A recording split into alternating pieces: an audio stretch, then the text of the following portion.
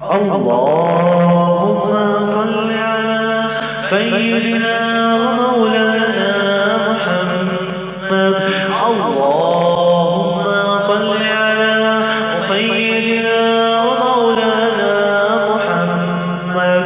اللهم صل على سيدنا ومولانا محمد.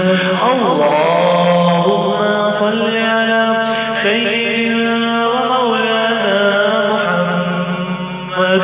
اللهم صل على سيدنا ومولانا محمد وعلى سيدنا علي وسيدتنا فاطمة وسيدتنا زينب وسيدنا حسن وسيدنا حسين وعلى آله وصحبه وبارك وسلم.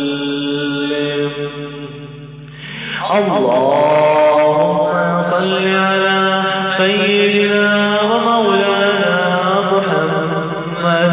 اللهم صل على سيدنا ومولانا محمد.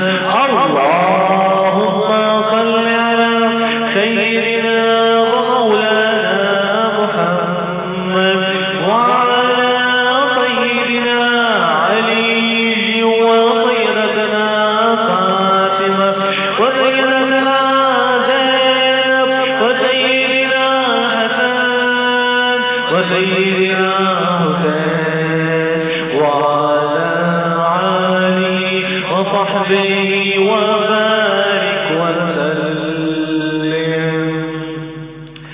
پیارے نبی کی ذات پر رب کا درود ہے.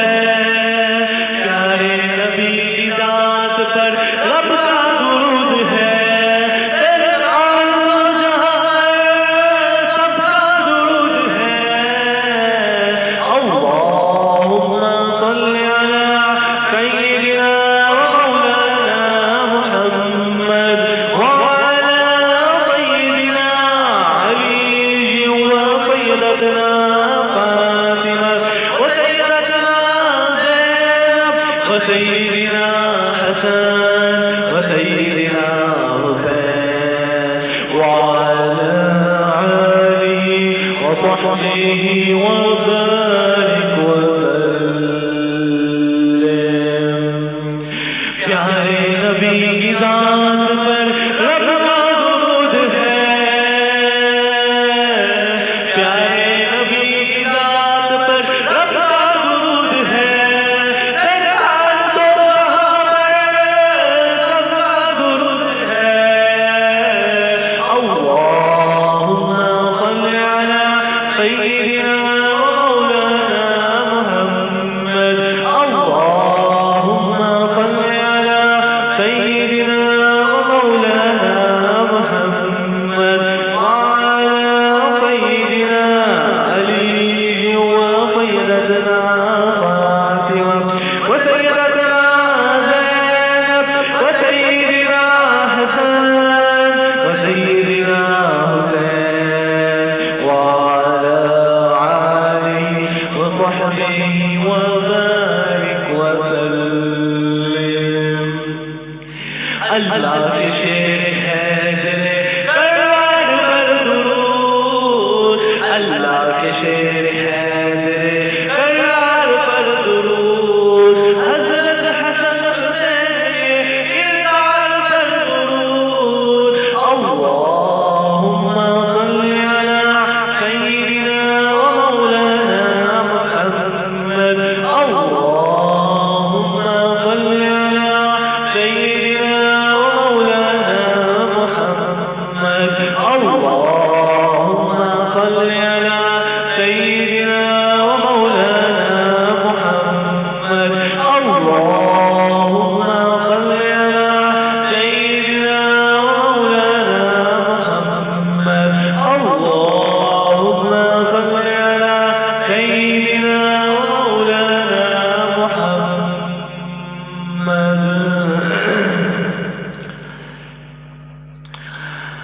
الہی تیری چوکھٹ پہ بھکاری بن کے آیا ہوں، سراپا فخر ہوں، ایک زور دامت ساتھ لایا ہوں، الہی تیری چوکھٹ پہ بھکاری بن کے آیا ہوں، سراپا فخر ہوں، ایک زور دامت ساتھ لایا ہوں، الہی تیری چوکھٹ پہ بھکاری بن کے آیا ہوں، یا رب میں گنہگار ہوں، توبہ قبول ہو، میری توبہ قبول ہو، اللہ کرتا رہو، یا رب میں گنہگار ہوں، توبہ قبول ہو، میری توبہ قبول ہو، اللہ کرتا رہو، یا رب میں گنہگار ہوں، توبہ قبول ہو، اسی آپ پہ شرمسار ہوں، توبہ قبول ہو، میری توبہ قبول ہو، اللہ کرتا ہوں، یا رب میں گنہگار ہوں، توبہ قبول ہو، میری توبہ قبول ہو، میری توبہ قبول ہو، اسی آپ پہ شرمسار ہوں، توبہ قبول ہو، میری توبہ قبول ہو، میری توبہ قبول ہو، الہی تیری چوکھٹ پہ بھکاری بن کے آیا ہوں، الہی تیری چوکھٹ پہ بھکاری بن کے آیا ہوں، سراپا فخر ہوں، ایک زور دامت ساتھ لایا ہوں، یا رب میں گنہگار ہوں، توبہ قبول ہو، الہی میری توبہ قبول ہو، یا رب میں گنہگار ہوں، میری توبہ قبول ہو، بسم اللہ الرحمن الرحیم، رب اشرح لي صدری ويسر لي امری واحلل عقدۃ من لسانی یفقهوا قولی، اما بعد، اعوذ باللہ من الشیطان الرجیم، بسم اللہ الرحمن الرحیم، وہ رب جس نے ہم کو پیدا کیا، وہ اللہ جس کو نہ تو اونگ آتی ہے نہ نیند آتی ہے، وہ رب نہ اس کو کسی نے پیدا کیا نہ اس نے کسی کو پیدا کیا، وہ رب غفور الرحیم ہے، ان اللہ علی بکل شیء قدیر، بے شک وہ اللہ ہر چیز پر قادر ہے، بے شک وہ اللہ دھوپ لاتا ہے، بے شک وہ اللہ دن لاتا ہے، بے شک وہ اللہ رات لاتا ہے، بے شک وہ بارش برساتا ہے، بے شک وہ اللہ بڑا غفور الرحیم ہے، بے شک وہ اللہ عزوجل جو دن رات کا بدلنے پر مستحق ہے، بے شک وہ جانور پیدا کرتا ہے، بے شک وہ جن و انس پیدا کرتا ہے، وہ اللہ جس کے قبضے قدرت میں پورے جن و انس کی جان ہے، وہ اللہ بڑا غفور الرحیم ہے، بے شک وہ رب ہماری توبہ قبول فرمائے گا۔ رمضان المبارک کی 24ویں طاق رات آپ سب کو بہت بہت مبارک ہو۔ الحمدللہ یہ جو طاق رات ہے یہ شب جمعہ کی طاق رات ہے، اس رات کو ہمیں خصوصاً بالخصوص اعمال میں گزارنا چاہیے، بڑے بازار میں، کیونکہ اب جس طرح کے ملک پاکستان کے حالات بھی چل رہے ہیں، ہمیں یہ جو دن رات ہے صرف کرنا چاہیے اللہ کی بارگاہ میں کہ وہ رب جو ہم سے 70 ماہ سے زیادہ پیار کرتا ہے، اس نے ہم پہ یہ بیماری کیسی مسلط کر دی جس کی نہ تو کوئی دعا ہے نہ کسی کو کوئی علم ہے، وہ رب وہ بڑا غفور الرحیم ہے، اس کے سامنے سجدہ ریز ہو جائے، اللہ رب العزت ہم سب کی گناہ بھی معاف کرے گا، وہ رب جو گناہگاروں کی بخشش کر دیتا ہے۔ اس رات ان طاق راتوں کے اندر بالخصوص 26ویں رات، 27ویں رات، 25ویں رات، 24ویں رات، اور 24ویں رات ہے تو ہے جمعہ المبارک کی رات ہے، وہ رات شب جمعہ کی رات ہے، جی ہاں یہ شب جمعہ کی رات ہے۔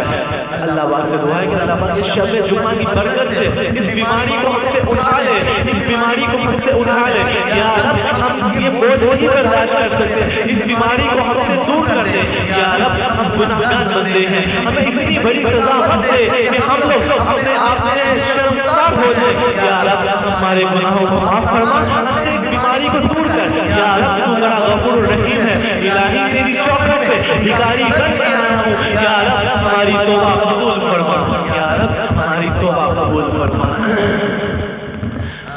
جمعہ المبارک کی مناسبت سے قصیدہ بردہ شریف ڈسٹرکٹ کے ساتھ حاصل کریں، لیکن ہم لوگ ابھی اپنا جو ٹاپک ہے تجلیات نبوت اس کی طرف بڑھتے ہیں انشاءاللہ۔ نشست کے بزم کے ہمارے اختتام پہ تب تک ہمارا جمعہ المبارک جو کہ رات 12 بجے انگریزی حدیث کے مطابق ہے کہ رات 12 بجے کے بعد ظاہر ہوتا ہے، تو ہم لوگ اس کو نشست کے اختتام پہ تجلیات نبوت جب ہم لوگ 99 پڑھ لیں گے، دعا کے بعد ہم لوگ جو ہے اس کا یعنی کہ باقاعدہ سے قصیدہ بردہ شریف کا ورد کریں گے، اس کے ساتھ ہی ہم لوگ اس کا اختتام کر دیں گے۔ آج کی نشست جو ہے شب جمعہ کی نشست ہے، اللہ کا شکر ادا کرنے کے علاوہ ہمیں 24 کی رات دی اور شب جمعہ کی رات دی انشاءاللہ۔ اللہ پاک بڑا غفور رحیم ہے، بے شک وہ رب گناہوں کو معاف کرنے والا ہے۔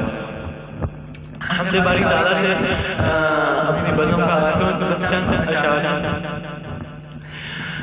ناگاہ کو اس بات کا بالکل نہیں پتا،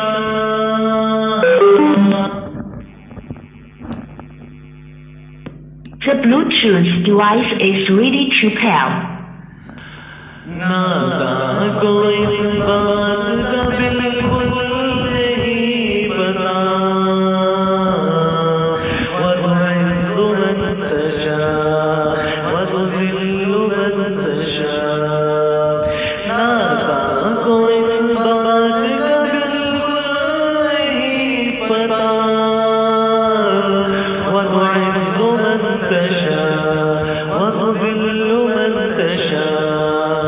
اللہ کے حضور ہوتا ہے جو فیصلہ، اللہ کے حضور ہوتا ہے جو فیصلہ، وتعز من تشاء وتذل من تشاء۔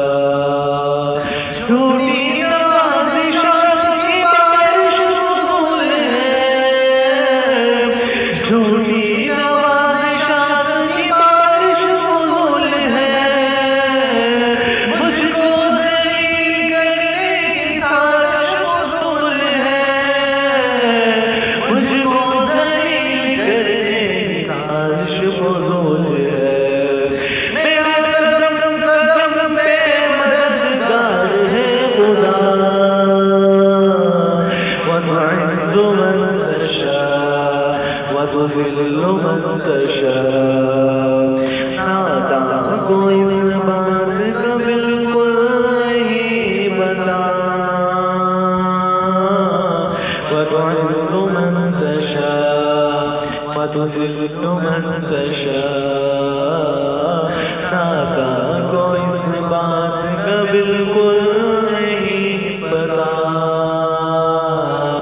وتعز من تشاء وتذل من تشاء۔ ناگاہ کو اس بات کا بالکل نہیں پتا، وتعز من تشاء وتذل من تشاء۔ ماشاءاللہ ہم لوگ اب اپنے ٹاپک کی طرف بڑھتے ہیں جو کہ تجلیات نبوت میں سے ہے ہمارا ٹاپک۔ ہم لوگ کا آغاز ہی تجلیات نبوت سے ہوتا ہے، تو بلا وقت ضائع کیے ہم تجلیات نبوت کی طرف بڑھتے ہیں۔ ہم لوگوں نے آپ صلی اللہ علیہ وسلم کا خاندان حسب نسب کے بارے میں پڑھ لیا تھا، نبوت اور دعوت کے بارے میں بھی ہم لوگوں نے پڑھ لیا تھا۔ اب ہم لوگ پڑھ رہے ہیں مسلمان کو تعظیم اور رسول اللہ صلی اللہ علیہ وسلم پر 10 گزاری، یعنی کہ آج ہم لوگ پڑھیں گے مسلمانوں کو تعظیم، رسول اللہ صلی اللہ علیہ وسلم کے ساتھ مشرکین کیا حال کیا تھا آپ صلی اللہ علیہ وسلم نے مشرکینوں کا۔ اللہ پاک سے دعا ہے کہ اللہ پاک ہم سب کا پڑھنا سننا قبول و منظور فرمائے اور سب کے حال میں رحم فرمائے۔ تو بسم اللہ کرتے ہیں۔ مائک رکھنا پڑتا تھا نا۔ بس اوقات. تو بسم اللہ کرتے ہیں. شب جمعہ کی ہے نشست ہماری. وہ اللہ بڑا غفور الرحیم ہے، بے شک وہ رب سب کچھ جانتا ہے، سب کچھ سمجھتا ہے. تو ہم لوگ آج کے اپنے اس ٹاپک کی طرف بڑھتے ہیں. ٹھیک ہو گیا.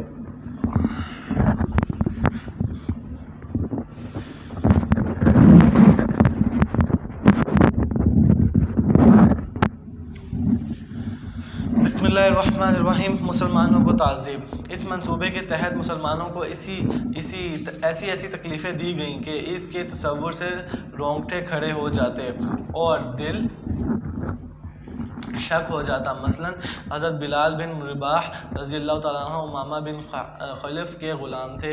امامہ کے گلے میں رسی ڈال کر بچوں کے حوالے کر دیتا اور وہ انہیں کھینچتے پھرتے. اس دوران بلال رضی اللہ تعالیٰ عنہ احد کہتے رہتے.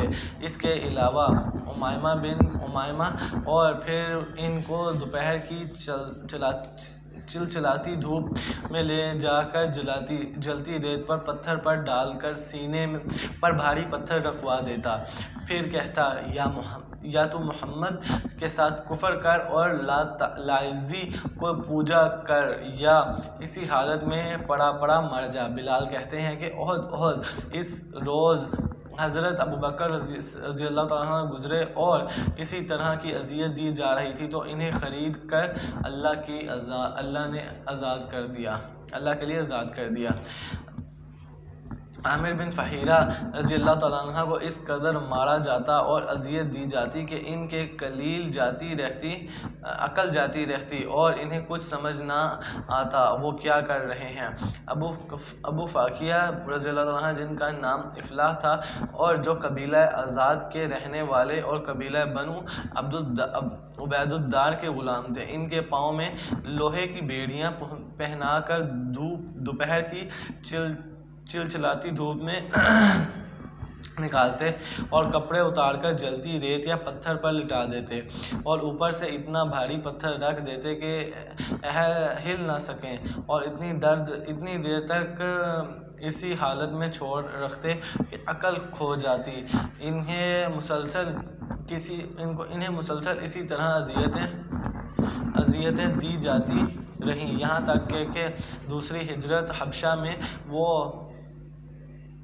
بھی ہجرت کر گئے. ایک بار اسی طرح ان کا بازو رسی سے باندھ کر گھسیٹتے ہوئے لے جایا گیا اور جلتی زمین پر ڈال کر اس طرح ان کا گلا گھونٹ دیا گیا. لگتا تھا مر گئے ہیں. اسی دوران حضرت ابوبکر رضی اللہ عنہ وہاں سے گزرے تو انہیں خرید کر آزاد کر دیا. مشہور صحابی خبیب بن عورت زمانہ جاہلیت کے قدیم ہو کر آئے اور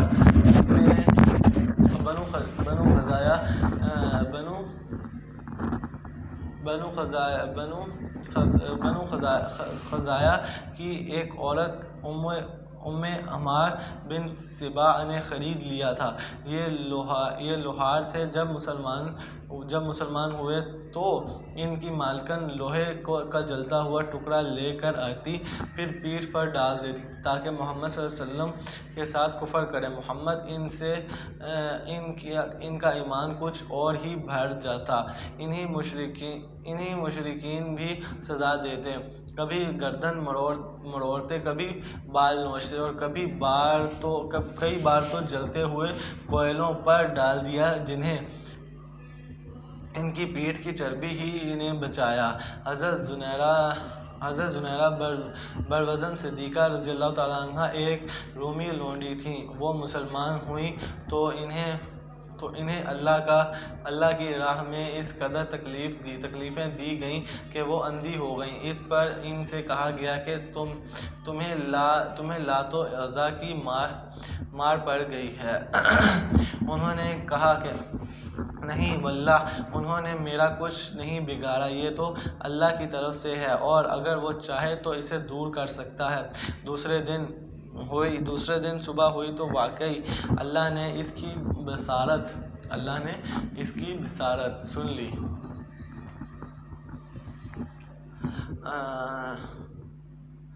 اللہ نے ان کی بصارت سن لی۔ اس پر ان سے کہا گیا کہ تمہیں لاعزت بصارت بحال کر دی تھی۔ اس پر مشرکین کہنے لگے کہ یہ تو محمد ایک جادو ہے۔ ام ابیس رضی اللہ تعالیٰ عنہ بنو زہرہ کی ایک لونڈی تھی۔ ان کا مالک اسود بن عبید یغوث انہیں ستایا کرتا۔ یہ رسول صلی اللہ علیہ وسلم کا بڑا کرد دشمن تھا اور آپ کا مذاق اڑایا کرتا تھا۔ بنو عدی کے عروہ بن معمل کی ایک لونڈی مسلمان ہوئی تو انہیں عمر بن خطاب ستایا کرتے تھے۔ وہ ابھی مسلمان نہیں ہوئے تھے، چنانچہ انہیں اتنا مارتے کہ تھک جاتے، پھر چھوڑ کر کہتے کہ کسی مروت کی بنا پر نہیں، بلکہ مارتے مارتے اکتا گیا ہوں اس لیے چھوڑ دیا ہے۔ وہ کہتے تیرا رب بھی تیرے ساتھ ایسا ہی کرے گا۔ اور جو لونڈیاں مسلمان ہوئیں اور انہیں ستایا گیا، ان میں لہٰذا اور ان کی صاحبزادی رضی اللہ تعالیٰ عنہ کا ذکر کیا جاتا۔ یہ دونوں بنو عبد الدار کی ایک عورت کی لونڈیاں تھیں۔ ابوبکر رضی اللہ تعالیٰ عنہ نے حضرت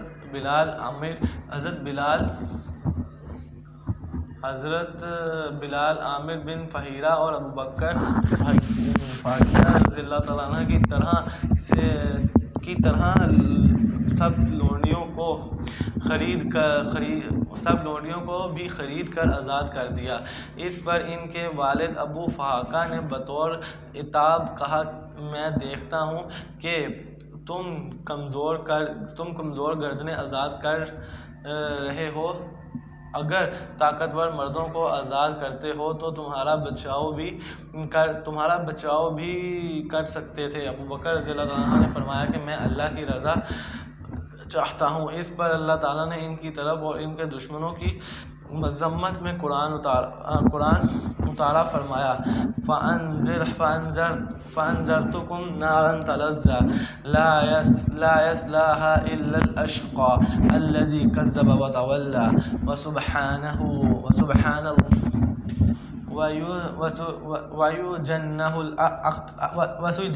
الْأَتْقَى الَّذِي يُؤْتِي مَالَهُ يَتَزَكَّىٰ وَمَا لِأَحَدٍ عِندَهُ مِن نِّعْمَةٍ تُجْزَىٰ إِلَّا ابْتِغَاءَ وَجْهِ رَبِّهِ الْأَعْلَىٰ لَسَوْفَ يَرْضَىٰ۔ میں نے تم کو ڈرایا اور ایک بھڑکتی ہوئی آگ سے جس میں وہی بدبخت داخل ہو گیا جس نے جھٹلایا اور منہ پھیرا، یعنی خلاف اس جیسے کام کرنے والے دوسرے لوگ، اور اس سے وہ پرہیزگار بچا لیا جائے گا جو اپنا مال پاکیزگی حاصل کرنے کے لیے دیتا ہے، اور اس پر کسی کا احسان نہیں ہے کہ اس کا بدلہ دیا جا رہا ہو، بلکہ اس کا مقصد محض اپنے پروردگار کی خوشنودی حاصل کرنا ہے۔ وہ یقیناً راضی ہو جائے گا اور لونڈیوں کو آزاد کیا جائے گا، ان سے بھی، تمام صحابہ کرام سے بھی۔ ان کے علاوہ حضرت عمار بن یاسر اور ان کے والد رضی اللہ تعالیٰ عنہ آپ کو سزا دے کر سرکدی میں قبیلے والے ان لوگوں کو سخت دھوپ کے وقت ابتدا میں لے جاتے اور ان کی گرمی میں تپتپاتے۔ اسی حالت میں رسول اللہ صلی اللہ علیہ وسلم ان کے پاس سے گزرتے تو فرماتے، آل یاسر صبر کرنا، تمہارا ٹھکانہ جنت ہے۔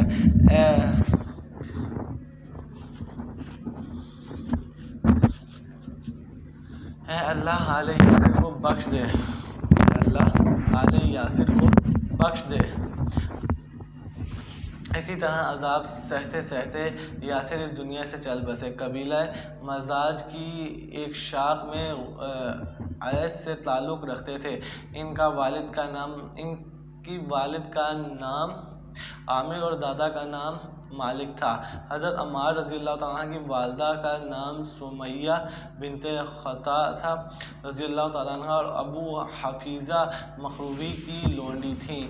बहुत बूढ़ी और कमज़ोर हो चुकी थीं। इन्हें कम वक्त अबू जहल ने शर्मगाह में नेज़ा मार जिससे वो शहीद हो गई, और ये इस्लाम की सबसे पहली शहीद थी। बाकी रहे अम्मार रज़ियल्लाहु तआला तो अज़ाब इनकी बर्दाश्त से बाहर हो गया। मुशरिकीन सख्त गर्मी के दिनों में कभी इन्हें लोहे की ज़र पहना देते, कभी सीने पर सुर्ख भारी पत्थर रख देते, कभी पानी में डुबो देते। यहाँ तक कि एक रोज़ इन्होंने मजबूरन इनका मतलब की बात कह दी कि दिल ईमान से भरा हुआ है।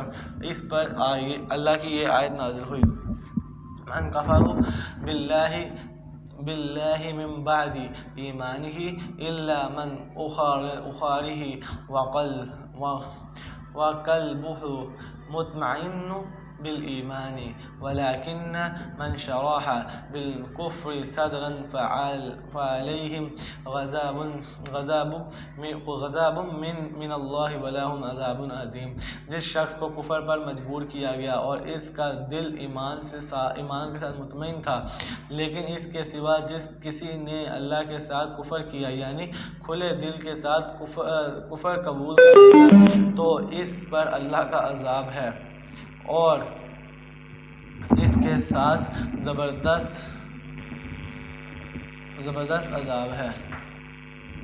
अल्लाह की राह में हज़रत मुसैब बिन उमैर रज़ियल्लाहु तआला अन्हा को भी अज़ियतें दी गईं और वो बड़ी नाज़ो नेमत में पले बढ़े थे। इस्लाम लाए तो इनकी माँ ने इनका खाना पानी बंद कर दिया और घर से निकाल दिया। चुनांचे सांप की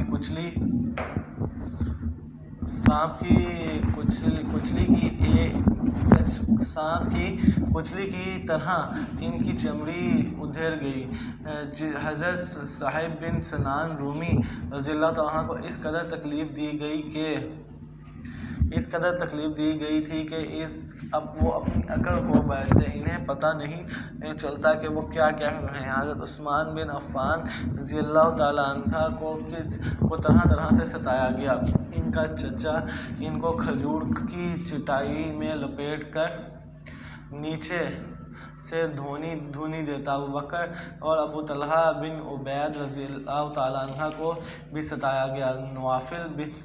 नवाफिल बिन खलीद ने और कहा जाता है कि अब तलहा बिन उबैद अल्लाह के भाई उस्मान बिन उबैदुल्लाह ने दोनों को पकड़ कर एक ही रस्सी में बांध दिया ताकि वो नमाज की अदायगी और दीन पर अमल पैरा से बाज रहें।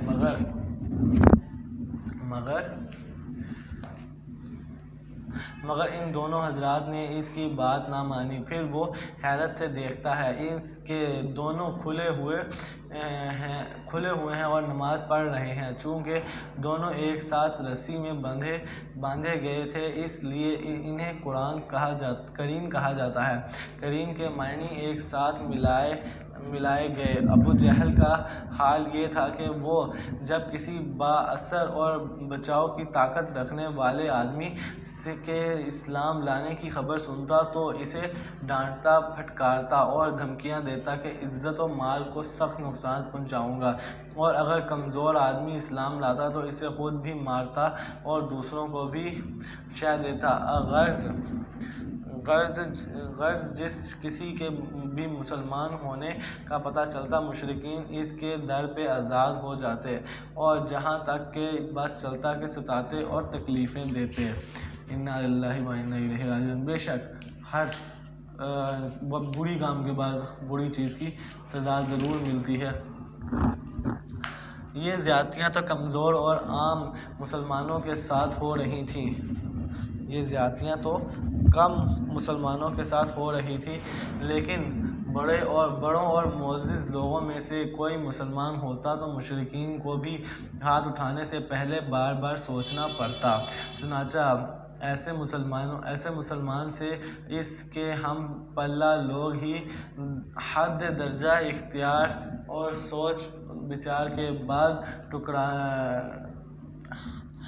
ٹکرے کی جرت کرتے۔ رسول اللہ علیہ وسلم کے ساتھ مشرکین کا رویہ، جہاں تک رسول اللہ علیہ وسلم کا تعلق ہے تو اللہ تعالیٰ نے آپ کو ایسا رعب اور شرف و وقار دے رکھا تھا کہ لوگ زیادتی کی جرت نہ کر پاتے تھے۔ مزید ابرہ کے آپ کو ابو طالب کی حمایت و حفاظت میں حاصل تھی، اور قریش کے ایک عظیم سردار تھے جن کی بات مانی جاتی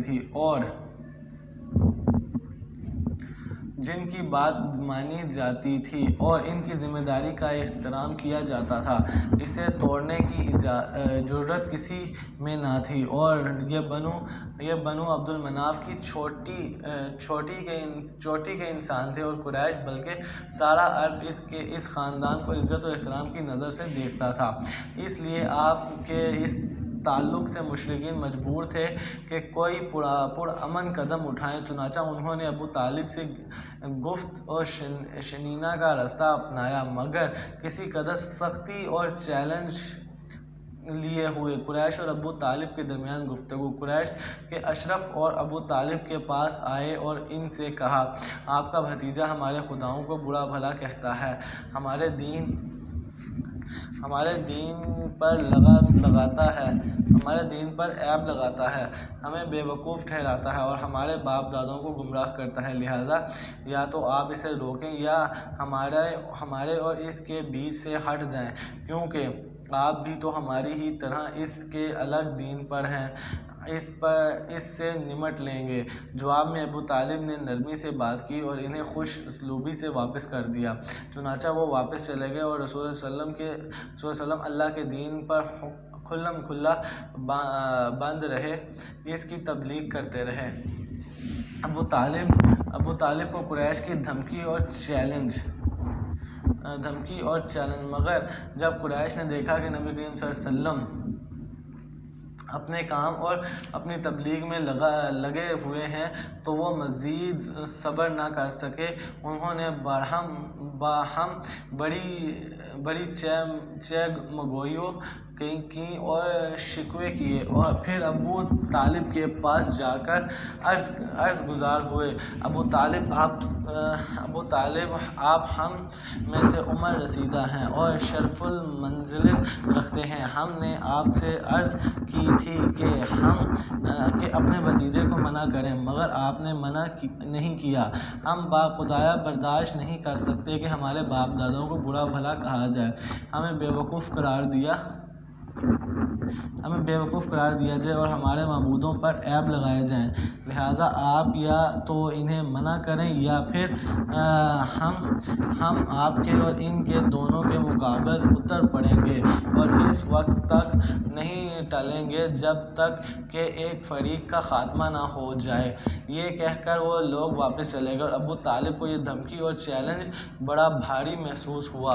انہوں نے آپ صلی اللہ علیہ وسلم کو بلا کر یہ بات سنائی اور کہا کہ اب مجھ پر اور اپنے آپ پر رحم کرو اور میری طاقت سے زیادہ مجھ پر بوجھ نہ ڈالو۔ جب رسول اللہ صلی اللہ علیہ وسلم نے ان کی یہ کمزوری دیکھی تو فرمایا چچا جان واللہ اگر یہ لوگ میرے دائیں ہاتھ میں سورج اور بائیں ہاتھ میں چاند رکھ دیں کہ میں اس کام کو چھوڑ دوں تو بھی چھوڑ نہیں سکتا، یہاں تک کہ یا تو اللہ اس دین کو غالب کر دے یا میں اسی راہ میں ہلاک ہو جاؤں۔ اس کے بعد آپ صلی اللہ علیہ وسلم کے آنسو نکل آئے اور آپ رو پڑے۔ یہ دیکھ کر ابو طالب کی محبت اور قوت ادھری پلٹ آئی، انہوں نے کہا بھیجتے جاؤ، جو کہنا ہو کہو، واللہ میں تمہیں کبھی کسی بھی وجہ سے نہیں چھوڑ سکتا۔ اللہ اکبر! یہ ہوتے ہیں جو دین کے ساتھ محبت رکھتے ہیں، خلوت رکھتے ہیں۔ قریش کی عجیب و غریب تجویز اور ابو طالب کا دلچسپ جواب۔ قریش نے دیکھا کہ ان کی دھمکی کارگر نہیں ہوئی، کارگر نہیں ہوئی، کیونکہ رسول اللہ صلی اللہ علیہ وسلم اپنا کام کیے جا رہے ہیں اور ابو طالب ان کی مدد پر ڈٹے ہوئے ہیں، جس کا مطلب یہ ہے کہ ان کو اپنے بھتیجے کی مدد کے بدلے قریش کی عداوت اور جدائی منظور ہے، اور وہ لڑنے بھرنے کے لیے تیار ہیں۔ قریش کی عداوت اور جدائی منظور ہے اور وہ لڑنے بھرنے کے لیے تیار ہیں، اس لیے قریش کو ذرا توفیق و تمال کرنا پڑا اور وہ دیر تک مشورہ کرتے رہے۔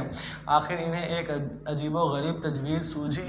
انہیں قریش میں ایک شخص عمار بن ولید تھا، بڑا خوبصورت اور بانکا نوجوان اور جوانوں کا سردار۔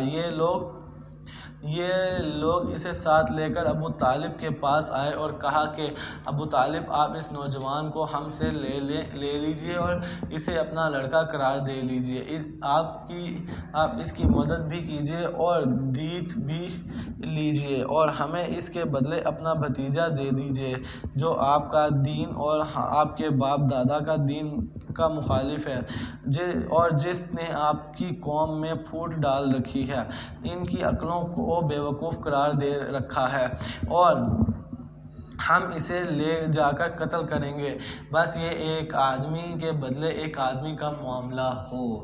ابو طالب نے کہا، واللہ تم لوگ انتہائی بڑا سود ہو رہے ہو، مجھے تم اپنا بیٹا دیتے ہو، میں اسے کھلاؤں پلاؤں اور مجھ سے میرا بیٹا مانگ رہے ہو، اس کو قتل کرو، اللہ کی قسم یہ کبھی نہیں ہو سکتا۔ رسول اللہ صلی اللہ علیہ وسلم پر دست درازاں۔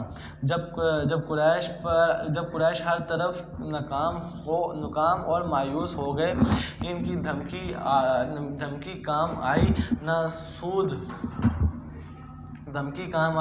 نہ سودے بازی، تو انہوں نے خود رسول اللہ صلی اللہ علیہ وسلم پر دست درداری شروع کر دی اور مسلمانوں پر جو سختیاں جو وہ پہلے سے کرتے آ رہے تھے ان میں اور اضافہ کر دیا۔ چونکہ رسول اللہ صلی اللہ علیہ وسلم چشمت و عزت اور احترام کا بلند مقام رکھتے تھے، ان کے لیے آپ پر دست درداری کی جرات صرف بڑوں اور سرداروں نے کی، چھوٹوں اور عام لوگوں کو یہ جرات نہ ہو سکی۔ آپ صلی اللہ علیہ وسلم کو گھر کے اندر جو لوگ تکلیف دیتے تھے ان کے نام یہ ہیں: ابو لہب، حاکم بن ابی عاص بن امیہ، عاقب بن ابی معیط، عدی بن حمرہ ثقیفی، ابن الاسد حاضلی، یہ سب آپ کے پڑوسی تھے۔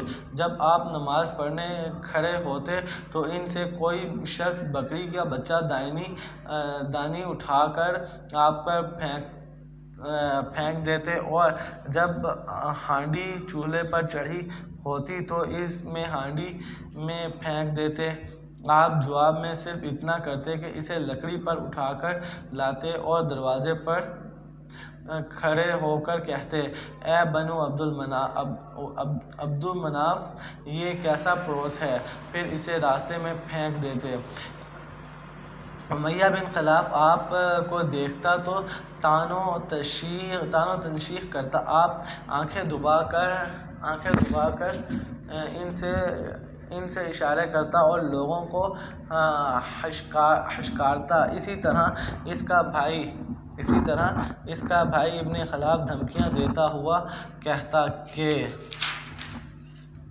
اے محمد، میرے پاس اعود نامی گھوڑے ہیں جسے روزانہ 3 صاع خوراک کھلاتا ہوں، اس پر سوار ہو کر تجھے قتل کروں گا۔ انا للہ و انا الیہ راجعون۔ بالآخر آپ صلی اللہ علیہ وسلم نے ایک بار فرمایا کہ بلکہ انشاءاللہ میں تجھے قتل کر دوں گا، اور ایسا ہی ہوا کہ احد میں آپ ہی نے اسے قتل کیا۔ ایک روز یہی ابی بن خلف ایک بوسیدہ ہڈی لایا اور اسے توڑ کر رسول اللہ صلی اللہ علیہ وسلم کے چہرے کی طرف پھینک دیا۔ ایک بار عقبہ بن ابی معیط نے آپ صلی اللہ علیہ وسلم کے پاس بیٹھ کر کچھ سنایا۔ یہ بات اس دوست ابی ابی بن خلف کو معلوم ہوئی تو اس نے عتاب کیا اور کہا کہ نبی کریم صلی اللہ علیہ وسلم کے چہرے پر جا کر تھوک آؤ۔ اس نے ایسا ہی کیا۔ ابو لہب تو پہلے ہی دن سے آپ کا دشمن تھا اور آپ کے در پہ آزاد رہا کرتا تھا۔ اس کے دو بیٹے عتیبہ اور عتبہ کے عد میں نبی کریم صلی اللہ علیہ وسلم کے دو صاحبزادیاں رقیہ اور ام کلثوم تھیں۔ ابو لہب نے دونوں بیٹوں سے کہا کہ اگر تو محمد کی بیٹیوں کو طلاق نہ دی تو میرا تمہارا آمنا سامنا حرام ہے۔ اس کی بیوی سے کہا کہ انہیں طلاق دے دو کیونکہ وہ بد دین ہو گئی ہیں، چنانچہ انہوں نے طلاق دے دی۔ ابو لہب کی یہ بیوی ام جمیل عروہ بنت حرب بھی رسول اللہ صلی اللہ علیہ وسلم کی کٹر دشمن تھی۔ وہ کانٹے دار ڈالیاں لا کر رات کو آپ کے راستے میں ڈال دیتی کہ آپ اور آپ کے ساتھی زخمی ہوں۔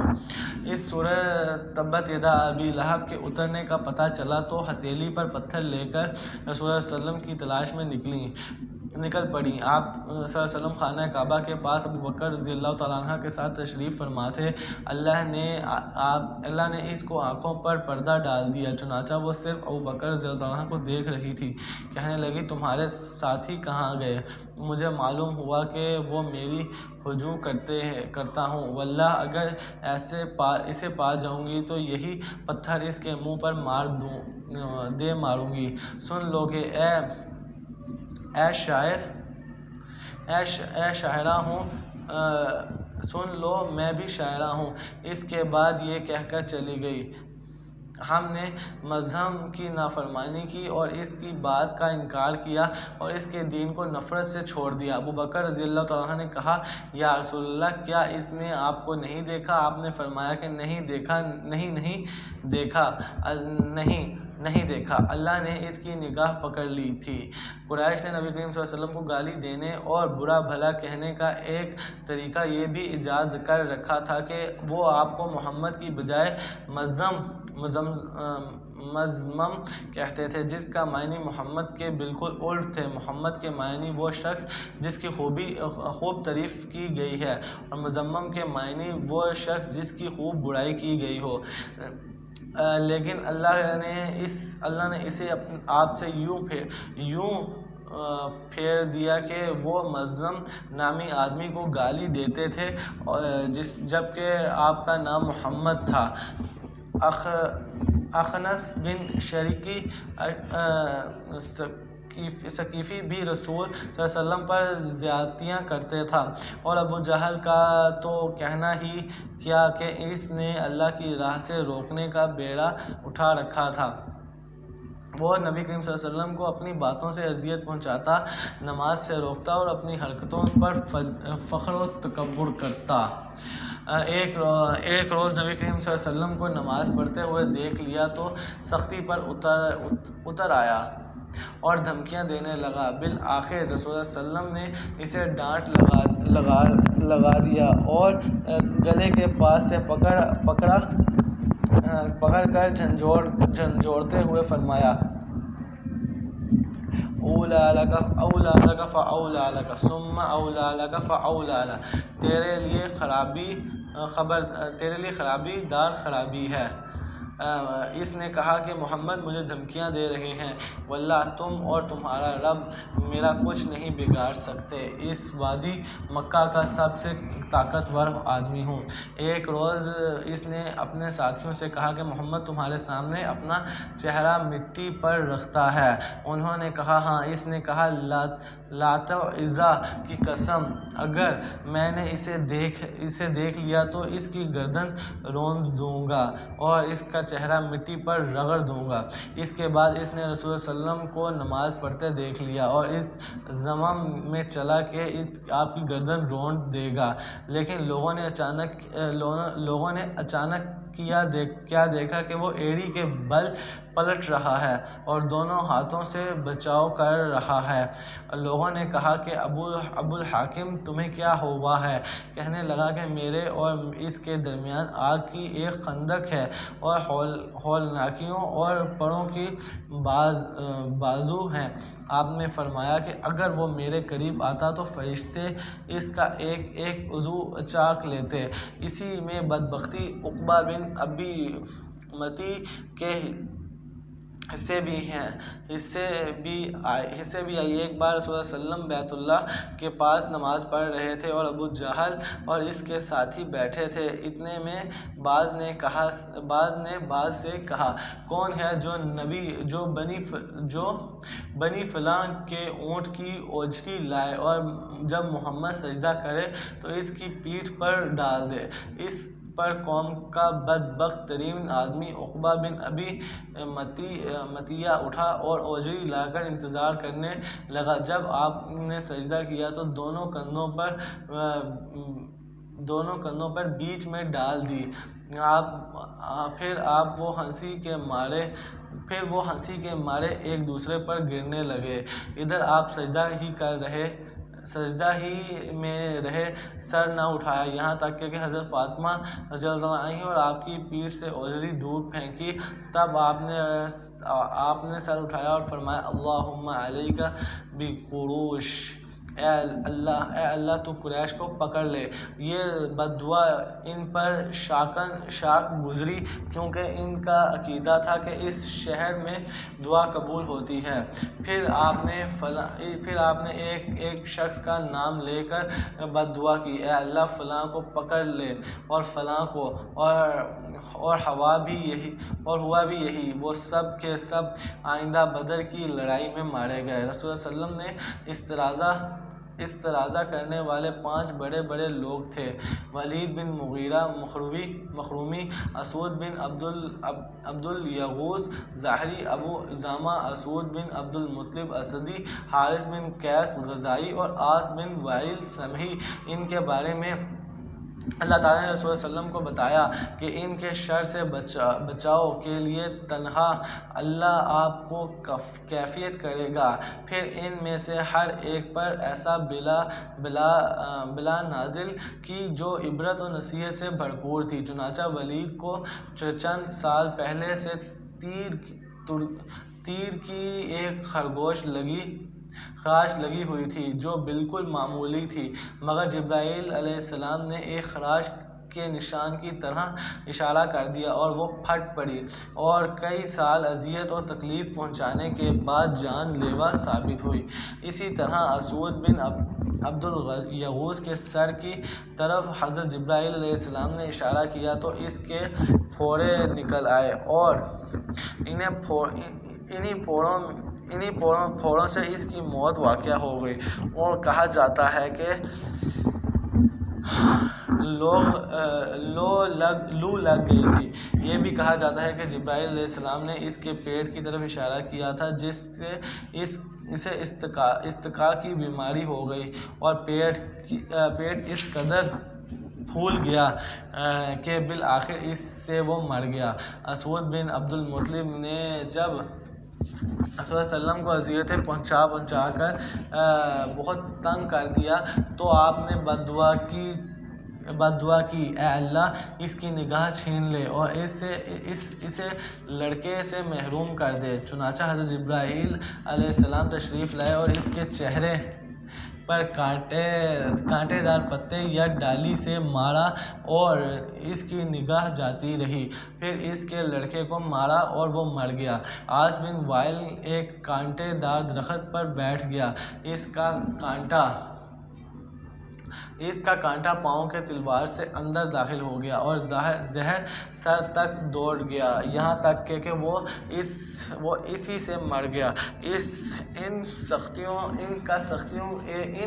کا ایک مختصر سا خاکہ یہ ہے کہ جو کھلم کھلا تبلیغ کے نتیجے میں رسول اللہ صلی اللہ علیہ وسلم اور مسلمانوں پر ٹوٹ پڑی تھی۔ اس پیچیدہ صورتحال کی پیش نظر رسول اللہ صلی اللہ علیہ وسلم نے 2 قدم اٹھائے۔ دارالارقم پہلا قدم یہ تھا کہ آپ نے ارقم بن ابل ارقم مخزومی کے گھر کو تبلیغ، عبادت اور تعلیم و تربیت کا خفیہ مرکز بنا دیا کیونکہ وہ بد عیشیوں کی نگاہوں سے دور صفا کے دامن میں واقع تھا۔ چنانچہ آپ صلی اللہ علیہ وسلم صحابہ کرام رضی اللہ تعالیٰ عنہ کے ساتھ خفیہ طور پر اکٹھا ہوتے، پھر ان پر اللہ کی آیتیں تلاوت فرماتے، ان کا تقویضہ کرتے اور انہیں کتاب و حکمت سکھاتے، اور تدبیر سے بہت ایسے حادثات سے بچاؤ ہو گیا کہ اگر آپ کھلے طور پر اکٹھا ہوتے تو ان کے پیش آنے کا غالب امکان تھا۔ باقی جہاں تک کہ نبی کریم صلی اللہ علیہ وسلم کی اپنی ذات کا تعلق ہے تو آپ مشرکین سے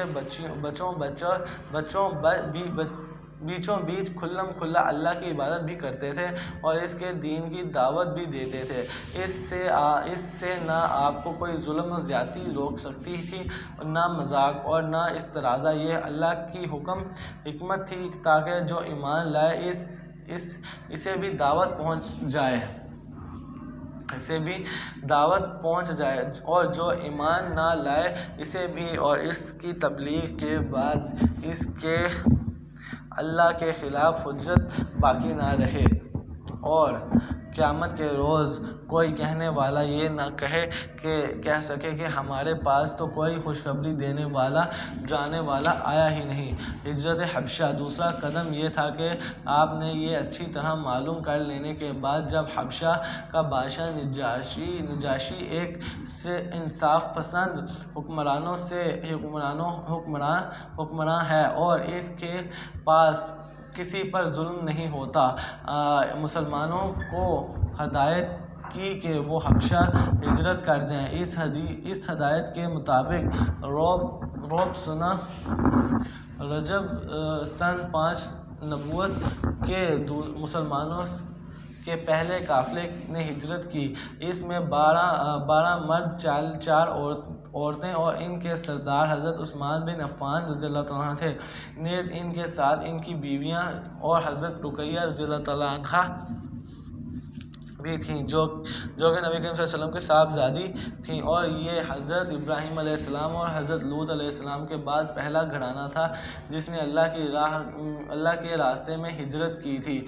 یہ لوگ رات کے اندھیرے میں چپکے اور جدہ کے جنوب میں واقع شبیہ کی بندرگاہ کا رخ کیا۔ قسمت کی بات یہ ہے کہ وہاں 2 تجارتی جہاز موجود تھے۔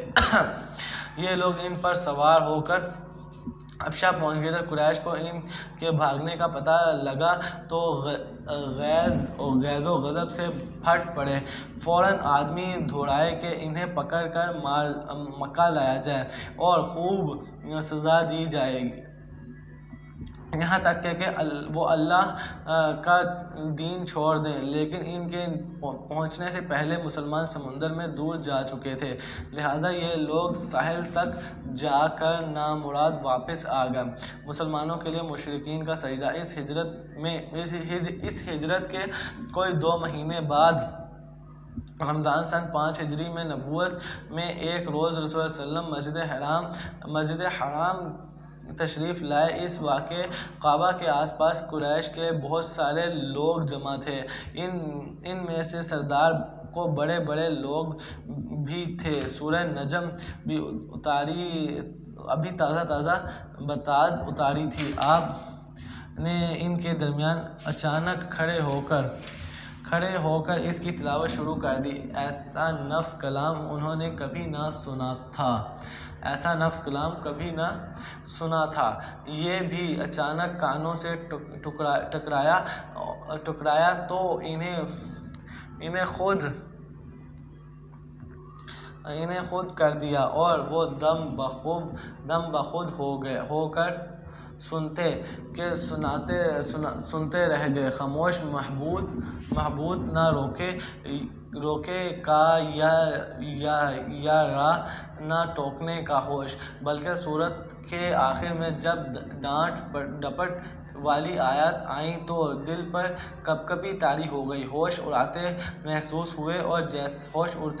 ہوئے اور جیسے ہی آپ نے یہ پڑھ کر سجدہ کیا فَاسْجُدُوا لِلَّهِ وَاعْبُدُوا، اللہ کے لیے سجدہ کرو اور عبادت کرو، تو سب کے سب سجدہ ریز ہو گئے۔ کسی کو اس حکم ربانی کی سرتابی کا یار نہ رہا۔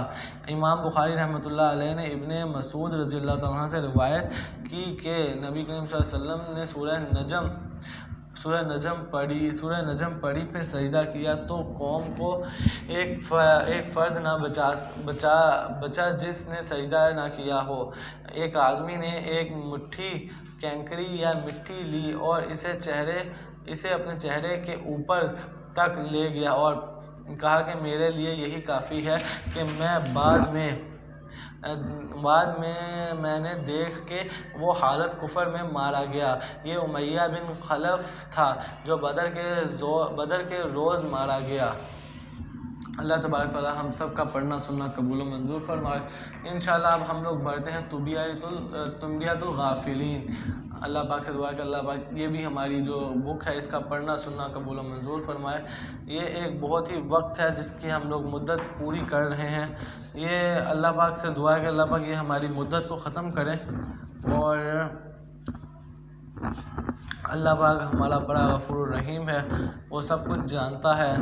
ہم لوگوں کا جو چل رہا تھا وہ رشتہ داروں کے حقوق کا ٹاپک تھا۔ انشاءاللہ اس کو پڑھتے ہیں۔ رشتہ داروں کے حقوق کا ٹاپک تھا جو کہ ہم لوگوں کا گزشتہ چند دنوں سے چلتا آ رہا تھا، اس کو ہم لوگ پڑھتے ہیں اور اس سے پہلے کچھ چند اہم باتیں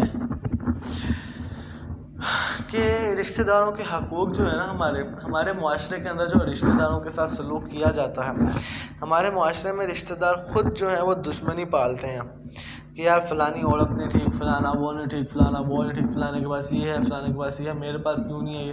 اللہ پاک یار سب کچھ دینے والا ہے، تو ہمیں رشتہ داروں سے کبھی اس طریقے کا رویہ نہیں اختیار کرنا یار وہ بڑے امیر ہیں تو اسی وجہ نہیں ملتے، نہیں ایسی بات نہیں۔ آپ سب کے ساتھ ملیں، سب کے ساتھ گھلے ملیں، اور وہ اللہ بڑا غفور الرحیم ہے۔ بے شک اللہ تعالیٰ نے ہر گناہ معاف کر دیے ہیں اور یہ اللہ پاک اس رمضان کی برکت سے ہم سب کے گناہوں کو معاف کر دے گا۔ وہ اللہ بڑا غفور الرحیم ہے۔ بے شک وہ اللہ 5 وقت کی نمازیں پڑھاتا ہے، بے شک وہ اللہ ہمیں تراویح پڑھاتا ہے، بے شک وہ اللہ ہمیں روزے رکھواتا ہے، اور رشتہ داروں کے حقوق نہیں ہمارے ٹھیک۔ تو بالخصوص یہ ویڈیو میرے خود رشتہ داروں کے لیے جن کے یعنی کہ موڈ تھوڑے سے اپسٹ رہتے ہیں، میں ان سے گزارش کروں گا یار یہ ویڈیو دیکھیں آپ، اور تاکہ اللہ پاک آپ کو کوئی سمجھ دے، کوئی بوجھ دے، کوئی اللہ پاک آپ کو ہوش لے کے آئے، کیونکہ یہ تو ایک قسم سے سراسر زیادتی ہے نا، یا انسان اپنے ساتھ زیادتی کر رہا ہے۔ تو آئیے چلتے ہیں، ہم لوگ اپنا آج کا ٹاپک پڑھتے ہیں جو کہ ہمارا ہے رشتہ داروں سے تعلقات رکھنے کی تاکید اور ان کے حقوق۔ قرآن کریم میں صلح رحمی کے متعلق مختلف آیات کریمہ بیان فرمائی گئی ہیں۔ ارشاد باری تعالیٰ ہے وَاتَّقُوا اللَّهَ الَّذِي تَسَاءَلُونَ بِهِ الْأَرْحَامِ، اور تم اللہ تعالیٰ سے ڈرو کہ جس کے نام سے کسی دوسرے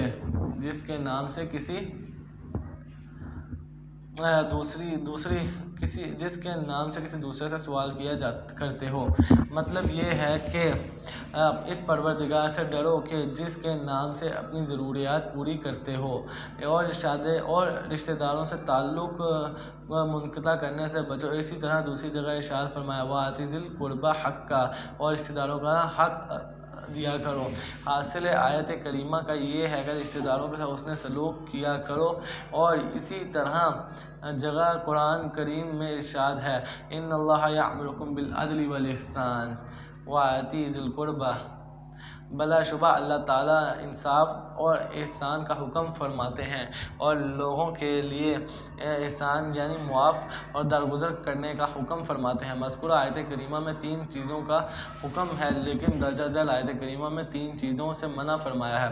وَيَنْهَىٰ عَنِ الْفَحْشَاءِ وَالْمُنکَرِ وَالْبَغْیِ، زنا، گناہ اور ظلم سے اللہ تعالیٰ منع فرماتے ہیں۔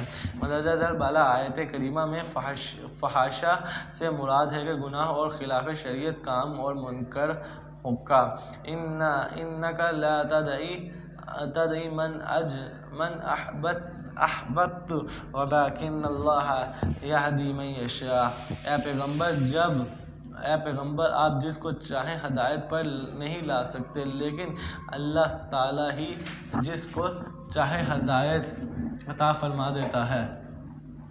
لعنت خداوندی کا مستحق۔ اللہ تعالیٰ نے مندرجہ ذیل آیت کریمہ میں حسن سلوک کرنے اور صلح رحمی کے اختیار کرنے کی تاکید فرمائی ہے، اور ارشاد باری تعالیٰ ہے فَهَلْ عَسَيْتُمْ إِن تَوَلَّيْتُمْ أَن تُفْسِدُوا فِي الْأَرْضِ وَتُقَطِّعُوا أَرْحَامَكُمْ۔ بس اگر تم کنارہ کشی اختیار کرو گے تو کیا تم کو یہ احتمال ہے کہ دنیا میں فساد پھیلا دو اور ایک دوسرے کے ساتھ رشتہ داری ختم کر دو۔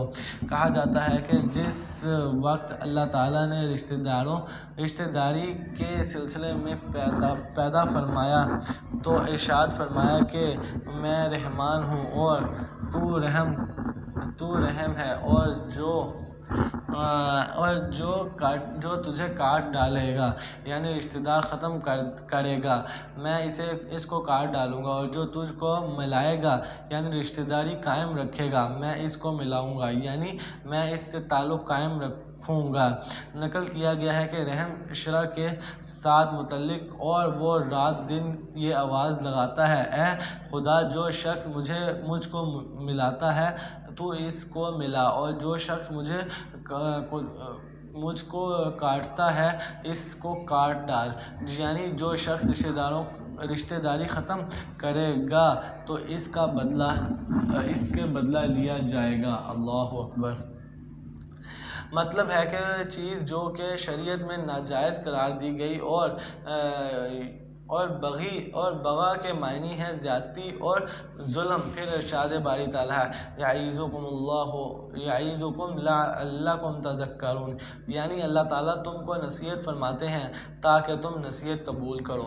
حضرت عثمان بن معزون رحمۃ اللہ علیہ رضی اللہ تعالیٰ عنہ فرمایا کرتے ہیں کہ حضور اکرم صلی اللہ علیہ وسلم سے میرا دوست کا تعلق تھا، اور میں نے آپ کی دوستی کے لحاظ میں ایمان قبول کیا، لیکن میرے دل میں ایمان پختہ نہیں تھا۔ ایک روز میں نے خدمت نبی صلی اللہ علیہ وسلم میں بیٹھا ہوا تھا، آپ صلی اللہ علیہ وسلم مجھ سے گفتگو فرما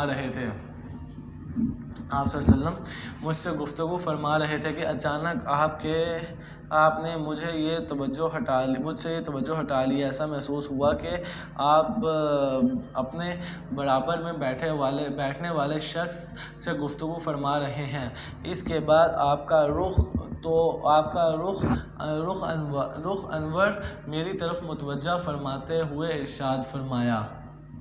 ارشاد فرمایا کہ میرے پاس حضرت جبرائیل علیہ السلام تشریف لائے تھے، اور انہوں نے مجھ کو یہ آیت کریمہ سنائی ان اللہ یأمرکم بالعدل والاحسان وایتاء ذی القربی۔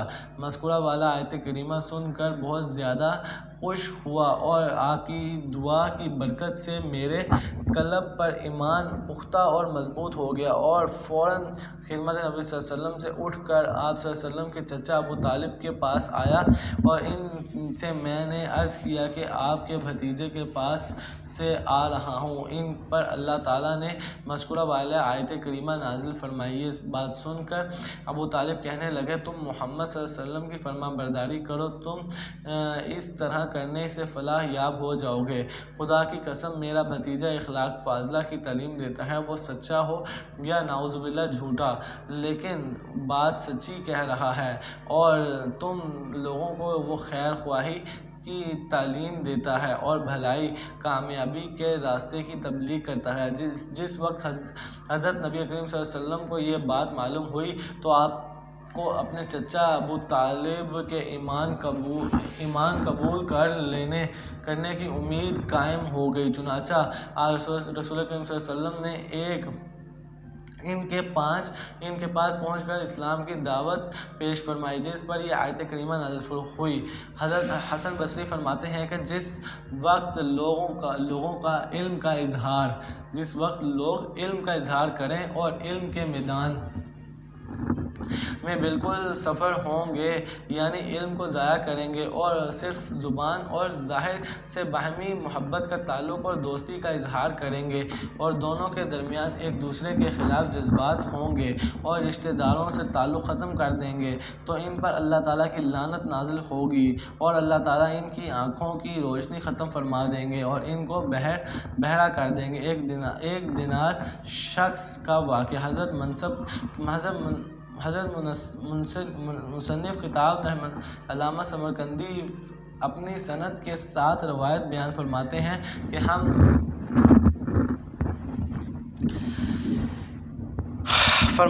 کہ ہم لوگوں کے پاس مکہ مکرمہ میں ملک خراسان کا ایک بہت نیک اور دیانتدار شخص تھا جس کے پاس لوگ امانتیں رکھوایا کرتے تھے۔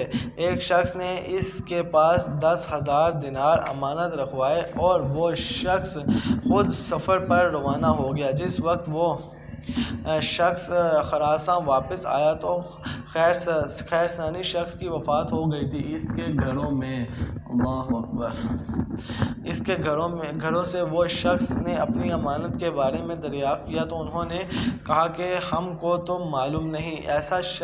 اس شخص نے مکہ مکرمہ کے تمام علماء کرام اور فقہاء اعظم سے اس مسئلے میں دریافت کیا کہ میں فلاں بن فلاں کے پاس 10,000 دینار بطور امانت رکھے تھے، اب اس کا انتقال ہو گیا۔ جس وقت میں اس شخص کو اس کے اہل خانہ سے امانت واپس مانگی تو وہ کہتے ہیں کہ ہم تو اس کے بارے میں کچھ معلوم نہیں، آپ حضرت فتویٰ جاری فرمائیں کہ اب میں کیا کروں اور اس معاملے میں فتویٰ کیا ہے۔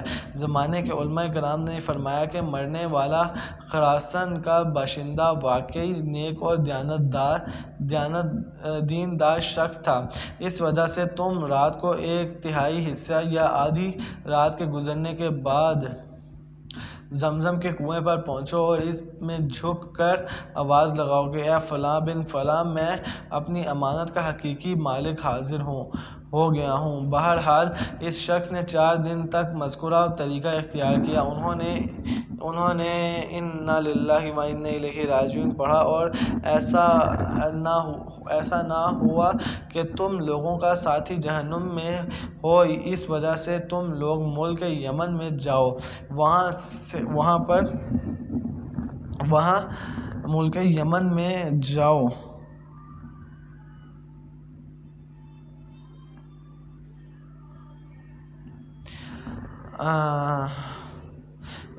اس وادی کا نام پرحوت ہے جس میں ایک کنواں ہے، اس میں رات کا تنہائی حصہ آدھا حصہ گزرنے کے بعد جھانک کردہ ہی آواز لگانا، اے فلاں بن فلاں، امانت کا اصل مالک آ گیا ہوں۔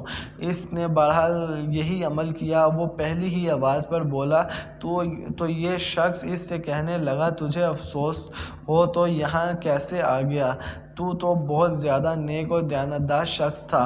کہنے لگا کہ میرے خاندان کے کچھ لوگ خراسان میں رہتے ہیں، میں نے ان سے تعلق ختم کر رکھا تھا یہاں تک کہ میرا انتقال ہو گیا، تو اب میں اس وجہ سے پکڑا گیا ہوں اور میں یہاں تک پہنچ گیا۔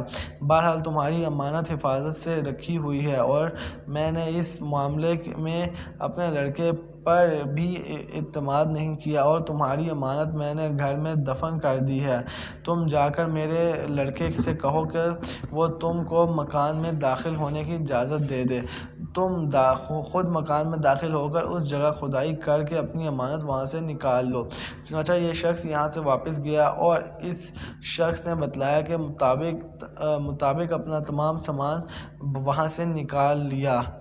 رشتہ داروں کو ہدیہ بھیجنا۔ حضرت فقیہ علامہ سمرقندی رحمۃ اللہ علیہ فرماتے ہیں کہ جس وقت کسی شخص کا اپنے رشتہ دار کے ساتھ رہنا سہنا ہو تو اس کو چاہیے کہ رشتہ داروں کو تحفہ بھیج دیا کرے اور کبھی کبھی ملاقات کے لیے جاتا رہے۔ اگر کسی وجہ سے رشتہ دار کی بد امداد نہ کر سکتا ہو، کم از کم ان سے میل میں ملاقات کے لیے جاتا رہے اور ان کے ساتھ جہاں تک ممکن ہو تعاون کرے۔ اگر کسی رشتہ دار پردیس میں رہتے ہوں تو کم از کم کبھی کبھی خط و کتابت کے ذریعے سے ان کی خیریت اور عافیت معلوم کرتا ہے، اور اگر سفر کر کے ان کے پاس جانا آنا ممکن ہو تو یہ بھی بہت ہی عمدہ اور اعلیٰ بات ہے۔ حسن سلوک اور صلہ رحمی کے بہترین نتائج اور دنیاوی اور اخروی برکات۔ حضرت علامہ سمرقندی رحمۃ اللہ علیہ مصنف کتاب فرماتے ہیں کہ حسن سلوک اور صلہ رحمی کا معاملہ اللہ کے نزدیک 10 قسم کی نیکیاں حاصل کرنا ہے۔ صلہ رحمی کرنے سے رضا اہلی حاصل ہوتی ہے، جو کہ اعمال صالحہ کی بنیاد ہے۔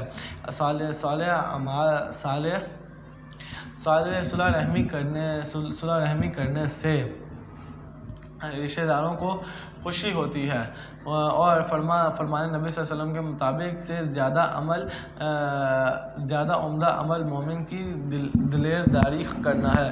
صلہ رحمی سے فرشتے خوش ہوتے ہیں، مسلمانوں کی طرف سے صلہ رحمی پسند کی جاتی ہے۔ صلہ رحمی کرنے سے شیطان ملعون ہو جاتا ہے، رنجیدہ ہوتا ہے اور اس کی وجہ سے غمگین رہتا ہے۔ صلہ رحمی کرنے سے عمر میں خیر و برکت ہوتی ہے۔ صلہ رحمی کرنے سے روزی میں برکت ہوتی ہے۔ خداوندی بزرگ وفات پا چکے ہیں اور ان سے خوش ہوتے ہیں۔ صلہ رحمی اور حسن سلوک کرنے سے پس آپ کی محبت میں اضافہ ہوتا ہے، کیونکہ ایک دوسرے کی امداد کرنے سے آپس میں تعلقات خوشگوار ہوتے ہیں۔ انسان کے مرنے کے بعد بھی صلہ رحمی کا ثواب ملتا رہتا ہے، کیونکہ جب عزیز و اقارب کو مرنے والے کے حسن معاملات اور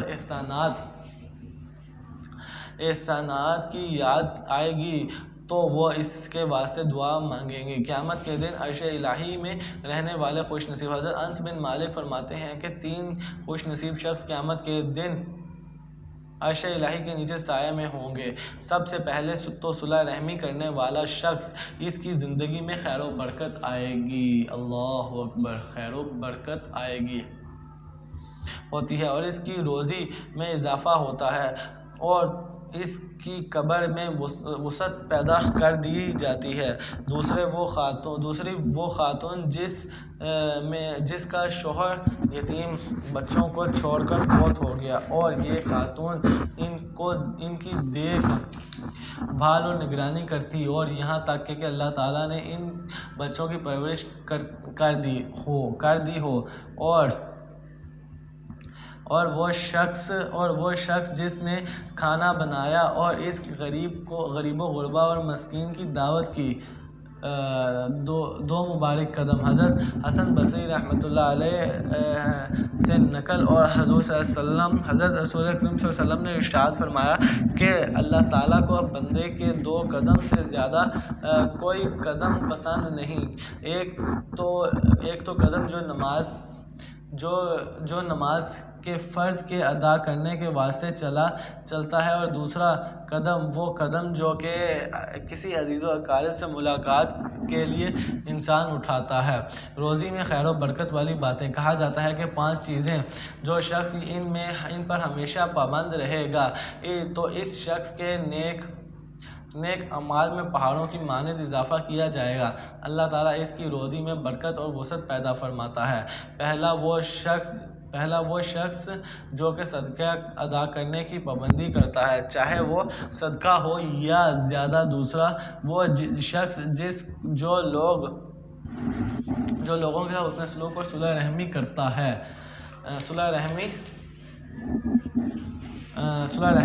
ہے، چاہے کم از کم یا زیادہ۔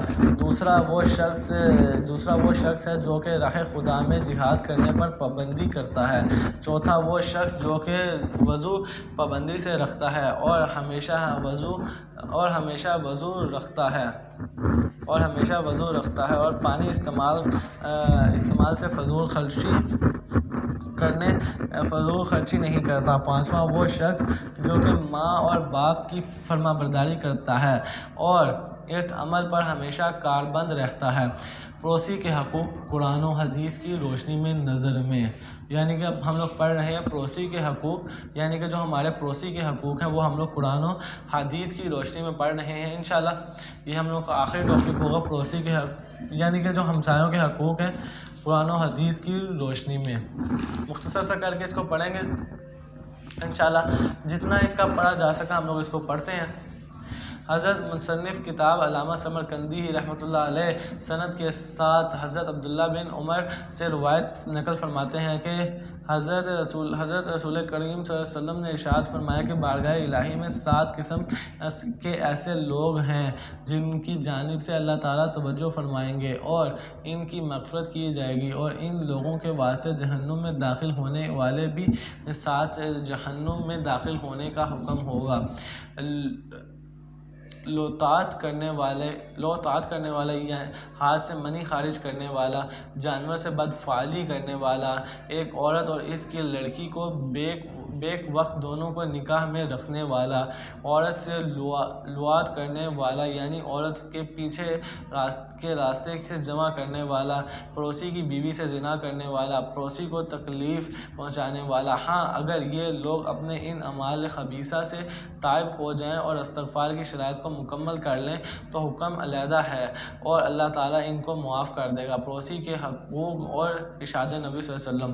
حضرت عبداللہ بن مسعود رضی اللہ تعالیٰ عنہ سے روایت بیان فرماتے ہیں کہ نبی کریم صلی اللہ علیہ وسلم نے ارشاد فرمایا کہ اس ذات کی قسم جس کے قبضے میں میری جان ہے کہ کوئی بھی شخص جب تک کامل نہیں ہو سکتا جس وقت تک دوسرے انسان اس شخص کے دل و زبان میں ہاتھ سے محفوظ نہ ہو، اور کوئی انسان اس وقت تک مومن کامل نہیں ہو سکتا جب تک اس کا پڑوسی اس کے ظلم سے حفاظت حاصل نہ کر لیں۔ روی فرماتے ہیں کہ ہم نے دریافت کیا کہ حدیث کے الفاظ کا مفہوم ہے۔ ارشاد فرمایا گیا کہ اس کا مفہوم ہے دھوکہ، فریب اور ظلم و زیادتی۔ الفاظ حدیث مندرجہ ذیل ہیں۔ حضرت سعد بن مصیب روایت بیان فرماتے ہیں کہ حضرت رسول کریم صلی اللہ علیہ وسلم نے ارشاد فرمایا کہ پڑوسی کی عزت اور حرمت اور اس کا احترام پڑوسی کے واسطے والد کی عزت حرمت کی طرح ہے۔ حضرت مجاہد فرماتے ہیں کہ حضرت عبداللہ بن عمر عروہ اپنے ایک خادم سے ارشاد فرمایا کہ بکری ذبح کر کے ہمارے پڑوسی میں رہنے والے یہودی شخص کو کھلا دو۔ اس کے بعد کچھ دیر تک گفتگو کرتے رہے۔ گفتگو کرنے کے بعد فرمایا تم بکری ذبح کرنے کے بعد ہمارے پڑوسی میں رہنے والے یہودی کو ضرور کھلانا۔ یہ سن کر خادم نے عرض کیا کہ حضرت آپ تو ہم کو یہودی پڑوسی کی وجہ سے پریشانی میں ڈال دیا ہے۔ حضرت عبداللہ بن عمر رضی اللہ تعالیٰ عنہ نے ارشاد فرمایا کہ تم پر پڑوسی پر ہم کو نبی کریم صلی اللہ علیہ وسلم نے پڑوسی کے حقوق کے متعلق اس قدر تاکید فرمائی ہے کہ ہم لوگوں کو گمان ہو سکتا ہے کہ آپ صلی اللہ علیہ وسلم پڑوسی کو وارث قرار نہ دے دیں۔ اللہ اکبر۔ حضرت ابو شریح الکبی سے روایت ہے کہ رسول کریم صلی اللہ علیہ وسلم نے ارشاد فرمایا کہ جو شخص اللہ تعالیٰ پر اور روز قیامت پر ایمان رکھتا ہے وہ اپنے مہمان کی عزت افزائی کرے اور مہمان کے لیے ایک دن رات تک کھانے میں تکلیف بھی کرے، البتہ ضیافت یعنی مہمانی 3 روز تک ہوتی ہے، اس سے زیادہ جو مہمانی کرے وہ صدقہ خیرات ہے۔ حضرت حسن بصری سے نقل ہے کہ خدمت رسول صلی اللہ علیہ وسلم میں کسی شخص نے ایک دن عرض کیا کہ یا رسول اللہ ایک پڑوسی کا دوسرے پر کیا حق ہے؟ آپ صلی اللہ علیہ وسلم نے ارشاد فرمایا کہ تم سے اگر کبھی پڑوسی قرضہ مانگے تو اس کو قرضہ دے دو، جب دعوت کرے تو اس کی دعوت قبول کرو، جس وقت پڑوسی بیمار ہو تو اس کی عیادت کرو، جس وقت کوئی بھلائی خیر نصیب ہو یعنی پڑوسی کو کوئی کوئی خوشی حاصل ہو تو اس کو مبارکباد دو، اس کی خوشی میں شریک ہو۔ جس وقت پڑوسی کی وفات ہو جائے تو اس کی تزہیر و تکفین میں شریک رہو۔ جس وقت پڑوسی سفر پر ہو تو اس کے اہل خانہ اہل عیال کا پورا خیال رکھو اور اپنی تنگ نظری سے باعث اس کو تکلیف نہ دو، مگر یہ کہ تحفہ پیش کر کے اس تکلیف کو زائل کر دو۔ یعنی اگر تم پڑوسی کو تکلیف پہنچ گئی تو اس کو ہدیہ دے دو تاکہ اس تکلیف کا ازالہ ہو جائے۔ اور ایک دوسری حدیث میں یہ بھی اضافہ ہے کہ پڑوسی کی خوشی کے بغیر، اس کی رائے کے بغیر اپنے مکان کی تعمیر بلند نہ کرو۔ حضرت ابو ہریرہ رضی اللہ تعالیٰ عنہ سے روایت ہے کہ حضرت رسول کریم صلی اللہ علیہ وسلم نے ارشاد فرمایا کہ حضرت جبرائیل مجھ کو پڑوسی کے حقوق کے بارے میں ہمیشہ کی تاکید فرماتے رہے، یہاں تک کہ مجھ کو خیال ہو گیا کہ ایسا نہ ہو کہ حضرت جبرائیل کو مجھ کو پڑوسی کے وارث ہونے کا حکم فرما دے۔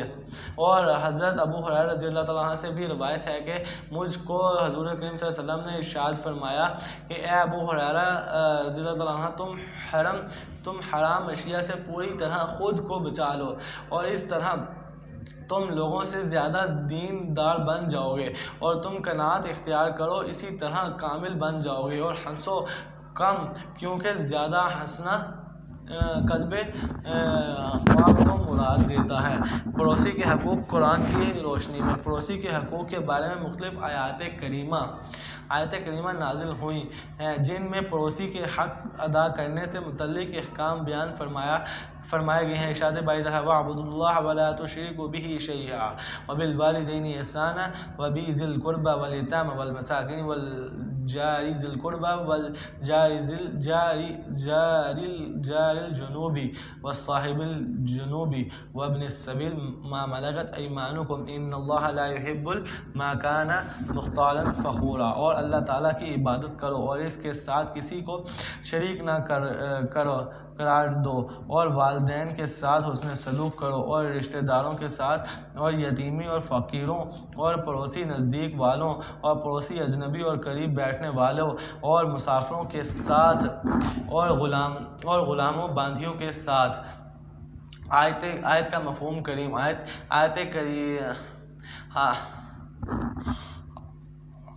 حاصل آیت کریمہ یہ ہے کہ اللہ تعالیٰ کے ساتھ کسی کو بھی کسی وجہ سے شریک نہ قرار دو، اور ماں باپ کے ساتھ صلح رحمی کرو، اور رشتہ داروں کے ساتھ یتیمی، غریب و غربا کے ساتھ بھی حسن سلوک کرو، اور تنگ دست افراد کو صدقہ خیرات کرو، اور مسافروں اور نزدیکی پڑوسیوں کے ساتھ جو کہ آپ کے عزیز و اقارب میں سے بھی ہیں، اور دور کے رشتہ دار پڑوسی جس کے ساتھ تمہاری کوئی قرابت بھی نہیں، اس کے ساتھ احسان کا معاملہ کرو۔ پڑوسی کے 3 قسمیں رسول کریم صلی اللہ علیہ وسلم نے ارشاد فرمایا کہ پڑوسی کی 3 قسمیں ہیں، ان میں سے بعض پڑوسی کے 3 حقوق ہیں، اور بعض پڑوسی کے 2 حق ہیں، اور بعض پڑوسی کا 1 حق ہے۔ پہلی قسم کا پڑوسی وہ ہے جو کہ پڑوسی ہونے کے علاوہ آپ کا رشتہ دار بھی ہے اور مسلمان بھی ہے۔ دوسری قسم کا پڑوسی آپ جو کہ مسلمان پڑوسی ہے لیکن رشتہ دار نہیں، اور تیسری قسم یعنی جس کا صرف 1 حق ہے وہ اس قسم کا پڑوسی ہے جو نہ مسلمان ہے اور نہ رشتہ دار ہے بلکہ وہ ذمی کافر ہے۔ جس وقت پڑوسی مسلمان رشتہ دار ہو تو اس کا آپ کے ذمے 3 حق ہیں، رشتہ داری کا، مسلمان ہونے کا، اور پڑوسی ہونے کا حق ہے۔ اللہ تبارک تعالی ہم سب کا پڑھنا سننا قبول و منظور فرمائے۔ شب جمعہ کی مناسبت سے ہم لوگوں نے یعنی کہ ایک اچھا سا ٹاپک ڈسکس کیا تھا۔ اللہ پاک سے دعا ہے کہ اللہ پاک یہ ٹاپک جو ہے ہم سب کا پڑھنا سننا قبول و منظور فرمائے۔ اور اب جو ہم لوگ جس کی طرف بڑھتے ہوتے ہیں، جیسا کہ آپ سب کو معلوم ہے کہ ہم لوگ جو ہیں وہ جو 99 نیمز ہیں وہ ہم لوگ اس ٹائم یعنی کہ ڈسکس کرتے ہوتے ہیں. تو 99 نیم سے پہلے اس کے بعد دعا بھی ہوگی. تو یعنی کہ سب سے پہلے ہم لوگ ذکر کرتے ہیں مشہور زمانہ کلام قصیدہ بردہ شریف.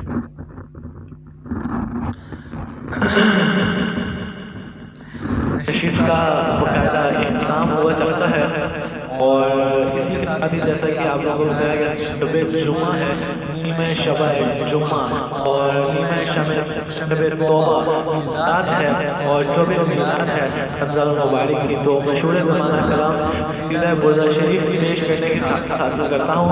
بسم اللہ الرحمن الرحیم. جہاں پہ اللہ بات کا اظہار ہے وہاں پہ مل کے میرے ساتھ پڑھیے گا. تو بسم اللہ کرتے ہیں. سحر کا وقت تھا معصوم کلیاں مسکراتی، سحر کا وقت تھا معصوم کلیاں مسکراتی تھی، ہوائے خیر مقدم کے ترانے گنگناتی تھی. ابھی جبریل بھی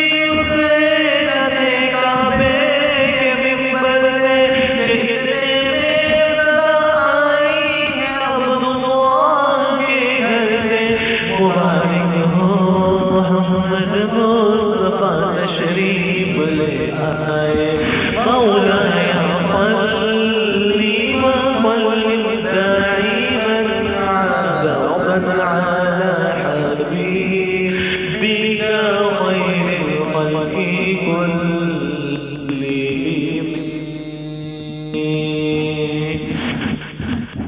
مولایا صلی وسلم دائما ابدا على حبيبك خير الخلق كلهم.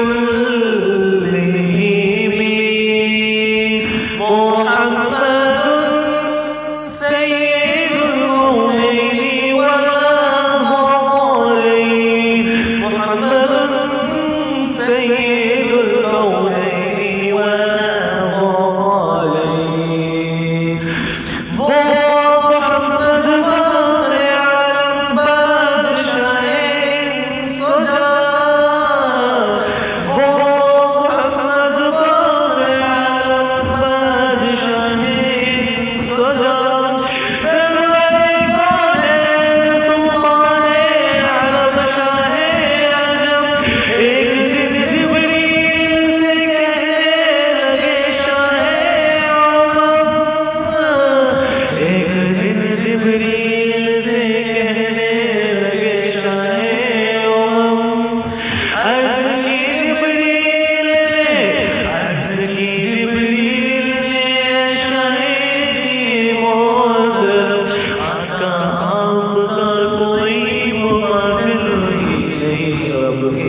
صلی وسلم نہ کوئی آپ جیسا ہے نہ کوئی آپ جیسا تھا. کوئی یوسف سے پوچھے مصطفیٰ کا حسن کیسا تھا. زمین و آسمان میں کوئی بھی مثال نہ ملی. مولایا صلی وسلم دائما ابدا على خير الخلق كلهم.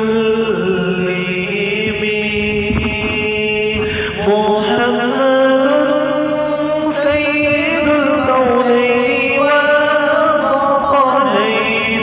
محمد سيد الكونين والثقلين والفريقين من عرب ومن عجم. سلام اس پر کہ جس نے بے کسوں کی دستگیری کی. سلام پیش کیا جا رہا ہے نور اکرم صلی اللہ علیہ وسلم پہ. وہ آقا دو جہاں وہ محمد عربی صلی اللہ علیہ وسلم پہ سلام پیش کر رہے ہیں. ہم لوگ اس شب جمعہ کی برکت سے مل کے ایک دفعہ سب آواز بلند آقا کی شان میں سلام پیش کر رہے ہیں. مل کے سلام پیش کرتے ہیں. سلام اس پر کہ جس نے بے کسوں کی دستگیری کی. سلام اس پر کہ جس نے بادشاہی میں فقیری کی.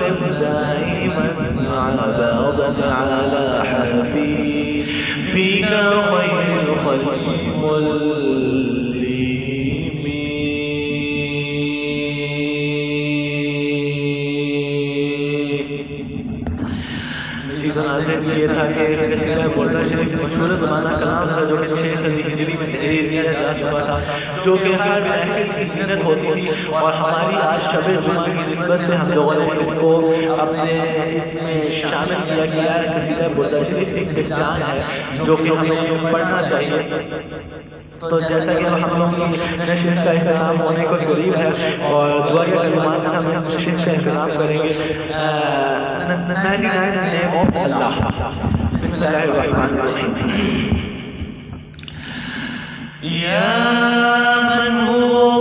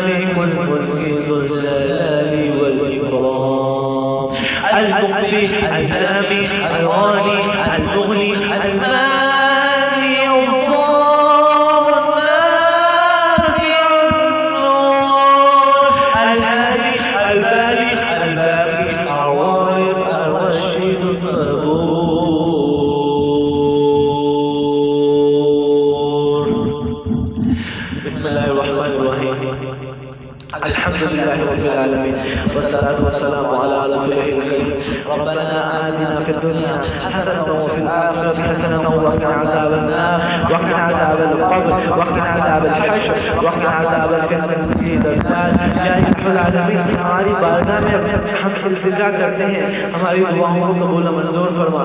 یا الہی ہم گناہ گار بنتے ہیں، ہمارے گناہوں کو معاف فرما۔ یا الہی ہم سب کے اوپر کروٹ کروٹ رحمت فرما۔ یا الہی ہمارے ملک پاکستان میں جو وبا آئی ہے، یا الہی اس وبا کو ہم سے دور فرما۔ یا الہی اس وبا کو ہم سے دور فرما۔ یا الہی یہ شب جمعہ کی رات ہے، یا الہی یہ شب جمعہ کی رات ہے، یا الہی یہ شب جمعہ کی رات ہے، یا الہی یہ شب جمعہ کی رات ہے، اس رات ہماری بخشش فرما۔ یا الہی آپ کا فرمان ہو تو ہماری بخشش ابھی اسی وقت ہو جائے۔ یا الہی ہم سب کی بخشش فرما۔ یا الہی امت مسلمہ کے حال پہ رحم فرما۔ یا الہی ہم نے تجھ سے اور کچھ نہیں مانگا، بس تجھ سے یہ مانگے۔ یا الہی ہماری توبہ قبول فرما۔ یا الہی ہمیں معلوم ہے کہ تو جب ہم سے ناراض ہوتا ہے ہم پہ ایسی ایسی چیزیں مسلط کرتا ہے۔ یا الہی ہماری چیزوں ان برائیوں کو ہم سے دور فرما۔ یا الہی یہ ملک پاکستان پہ جو وبا پھیلی ہے عالمی وبا ہے، یا الہی اس وبا کا کوئی اور ٹھکانہ نہیں۔ یا الہی اس وبا سے ہم کو دور فرما۔ یا الہی ہر بیماری کو پیدا کرتا ہے، یا الہی الہی ہر بیماری کو پیدا کرتا ہے، یا الہی ہر بیماری کو شفا تو بناتا ہے، یا الہی ہر بیماری کو نے دوا بنائی ہے، یا الہی پھر اس کورونا کی وبا کی بیماری کی دوا کیوں نہیں بنائی؟ یا الہی دوائی بنا، یا الہی دوا بنا، اس بیماری کو ہم سے دور فرما، یا الہی ہم اور نہیں برداشت کر سکتے، اس بیماری کو ہم سے دور کر، یا الہی ہم گناہگار بنتے ہیں، ہماری توبہ قبول فرما، یا الہی ہم تیری چوکھٹ پہ بھکاری بن کے آئے ہیں، یا الہی ہماری توبہ قبول فرما، یا الہی شب جمعہ کی رات ہے، یا الہی اس شب جمعہ کی برکت سے ہماری توبہ قبول فرما دیجیے، یا الہی ہم گناہگار بنتے ہیں، ہم سے اور امتحان نہ لے، یا الہی ہم تھک چکے ہیں، ہماری آزمائش اور نہ لے، ہمارے گناہوں کو معاف فرما دیجیے، یا الہی ہم سب کے گناہوں کو معاف فرما دیجیے۔ الہی دے چوکھٹ پہ بھکاری بن کے آیا ہوں، سراپا ایک سونا دامت ساتھ لایا ہوں، اللہ کرتا ہوں یا رب میں گناہگار ہوں، توبہ قبول ہو، یہاں پہ شرم پار ہوں، توبہ قبول ہو، میری توبہ قبول ہو، اللہ کرتا ہوں میری توبہ قبول ہو، یا الہی تیری چوکھٹ پہ بھکاری بن کے آیا ہوں، یا الہی اس کملی والے محمد کے صدقے ہمارے گناہوں کو معاف فرما، یا الہی تیرے سامنے ہاتھ اٹھائے کھڑے ہیں، یا الہی جو اس ناشن کو دیکھ رہے ہیں، یا الہی ان سب کے ہاتھوں کو خالی نہ جانے دے، یا الہی ہمارے ہاتھ کو بھر دے، یا الہی ہم سب کے گناہوں کو بخش دے، یا الہی ہمیں ان پاک راتوں میں سے پاک رات نصیب فرما دے، یا الہی ان بدبختوں کو بھی دور کر جو اس ملک پاکستان میں اس طرح کے فساد پیدا کرتے ہیں، یا الہی ہر ملک پاکستان کے بندے کی حفاظت فرما، یا الہی جو بیمار ہیں ان کو شفا نصیب فرما، یا الہی اس کورونا کی وبا سے جتنے لوگ بیمار ہیں، یا الہی سب کو شفا نصیب فرما، یا الہی سب کو شفا نصیب فرما، یا الہی ہم تیرے در کے علاوہ کہیں اور نہیں جا سکتے، یا الہی اب تو بھارت میں بھی تیرے کلمے کی بول بالا ہو پڑا، یا الہی ہمیں اس کلمے کے صدقے لا الہ الا اللہ محمد رسول اللہ کے صدقے ہمیں معاف فرما، یا الہی ہم گناہگار بندے ہیں، ہمارے گناہوں کو معاف فرما، یا اللہ پاک سعودی عرب کا حج اس بار پھر سے منسوخ ہوتا نظر آ رہا ہے، یا اللہ پاک اس حج کو اپنے حبیب کے صدقے سے پورا کرنے کی توفیق عطا فرما، یا الہی ہم تیری بارگاہ میں جھولی پھیلائے بیٹھے ہیں، الہی تیری چوکھٹ پہ بھکاری بن کے بیٹھے ہیں، یا الہی رات کا وقت ہے، یہ تہجد کا وقت ہے، اس تہجد کے وقت میں تو اپنے بندوں کی دعا سنتا ہے، یا الہی ہماری بھی دعا سن لے، ہمارے گناہوں کو بھی معاف فرما دے، یا الہی The Bluetooth device is ready to pair. یا الہی یہ شب جمعہ کی دعا ہے، یا الہی یہ شب جمعہ کی برکت سے ہمارے گناہوں کو معاف فرما دے، یا الہی ہمیں اور کچھ نہیں چاہیے، بس تو چاہیے، تو چاہیے، بس تو ہی چاہیے، یا الہی تو بڑا غفور رحیم ہے، ان اللہ علی کل شیء قدیر، بے شک اللہ تعالیٰ ہر چیز پر قادر ہے، بے شک اللہ تعالیٰ توبہ قبول کرنے والا ہے، اللہ تعالیٰ آپ نے ہی فرمایا تھا کہ بندہ ایک بار گناہ کرے تو توبہ کرے، بار بار گناہ کرے تو بار بار توبہ کرے، میں توبہ قبول کرنے والا ہوں، الہی میری توبہ قبول فرما، اس آپ شرمسار ہوں، گناہوں سے بھر چکا ہوں، یا الہی میری توبہ کو قبول فرما، اس امت مسلمہ کے حال پہ رحم فرما، یا الہی سب کی توبہ کو قبول فرما، مرتے ہوئے کلمہ طیبہ لا الہ الا اللہ محمد رسول اللہ نصیب فرما، یا الہی سب کے گناہوں کو معاف فرما، حق لا الہ الا اللہ محمد رسول اللہ وصلی اللہ تعالی علی خیر خلقہ محمد وعلی آلہ وصحبہ برحمتک یا ارحم الراحمین۔